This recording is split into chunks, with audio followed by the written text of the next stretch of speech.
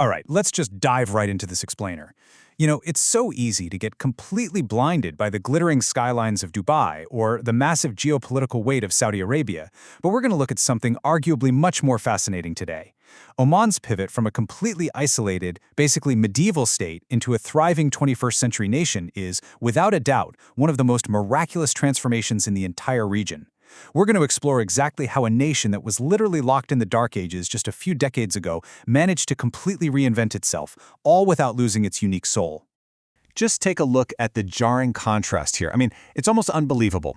On one hand, you have the impoverished conditions of 1970.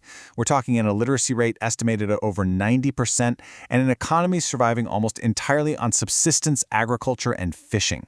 Fast forward to today, and you have a politically open, highly stable country with a GDP of around $40 billion.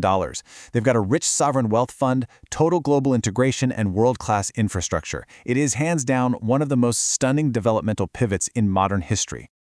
To really wrap your head around how frozen in time this nation was before 1970, consider this incredible detail from the historical records. Back then, local communications still relied on daily messages handwritten on palm leaves and delivered on horseback. Just think about that for a second. While the rest of the world was literally sending astronauts to the moon, Oman still had a 20-kilometer palm leaf message route running through the desert. It's a profound image, really. It perfectly captures a society that had been deliberately closed off from the outside world by its rulers, preserving these ancient ways of life while missing out on centuries of global technological advancement.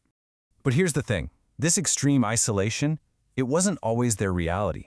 If we track their timeline from their ancient roots, it reveals a completely different story.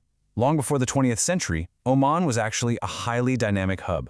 By the 4th millennium BC, rich copper mines sparked this massive trade network with Mesopotamia. By 630 AD, Islam arrived and radically altered the fabric of Arabian life. And because of their highly strategic ports, they were constantly fighting off foreign empires, most notably the Portuguese, who actually occupied Muscat in 1507. But get this, by 1828, the Omani Empire had become so powerful and wealthy, largely through the clove and ivory trade, that Sayyid bin Sultan actually moved the capital from the Arabian Peninsula all the way across the ocean to Zanzibar. So what's the secret sauce behind their historical stability and their modern peace? Well, a massive part of it is the Ibadi sect. Unlike the Sunni and Shiite sects, the Ibadis do not have major divisions within their doctrine. What makes them so unique is their orthodox yet incredibly tolerant approach to jurisprudence.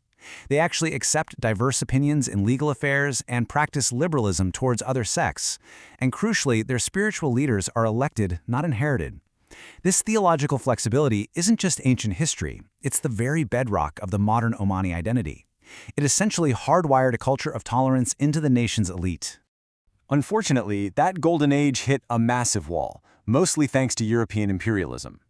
In 1862, an Anglo-Omani boundary treaty heavily restricted Oman's independence, and soon after that, the joint rule over Oman and Zanzibar completely collapsed.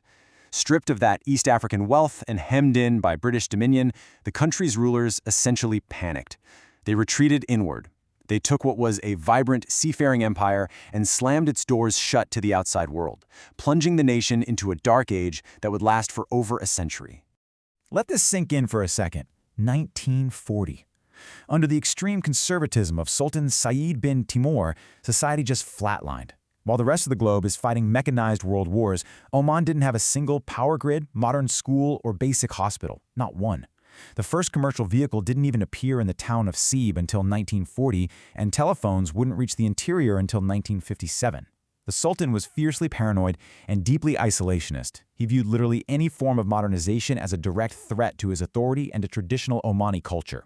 And the result? A totally static, deeply underdeveloped society. You can only keep a society in the dark for so long before things boil over, right?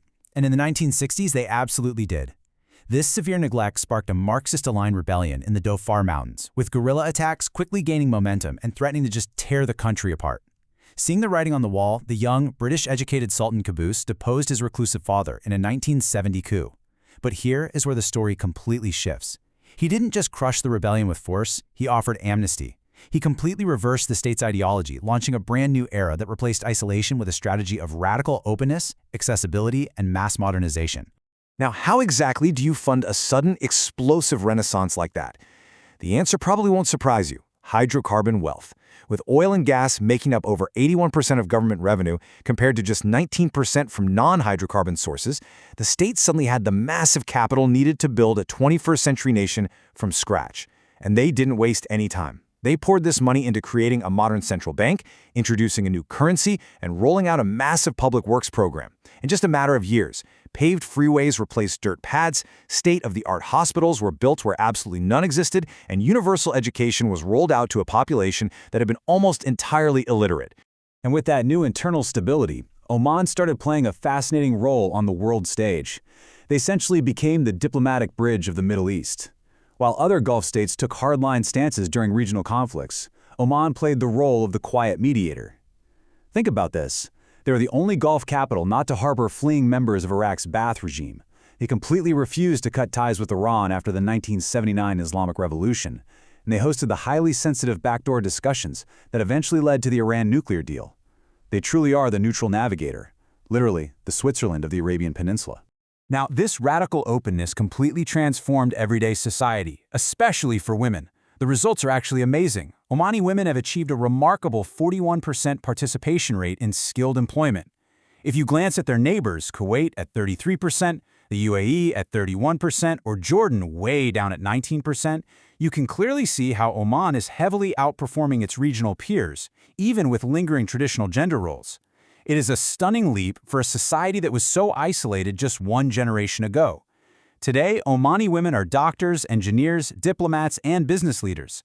So while challenges like wage gaps and customary family traditions definitely still remain, Omani women have persistently pursued their ambitions, and they are steadily increasing their political and economic presence. But look, you can't just leap from the 12th century to the 21st century in 50 years without breaking a few things, right? It's a real cautionary tale for hyperdevelopment everywhere. Satellite data from 1999 to 2018 shows this explosive increase in built-up areas, wiping out over 17,000 square kilometers of natural desert and scrubland. And this rapid urbanization has led to massive water demand, overcrowding in major cities like Muscat, and growing socio-spatial inequality. The government is now basically racing against the clock to implement sustainable urban planning and water recycling technologies to manage the immense pressure this growth has put on their unique environment. And speaking of racing against the clock, to prepare for a post-oil economy, Oman is aggressively trying to diversify its income by wresting its history from isolation. I absolutely love the irony here.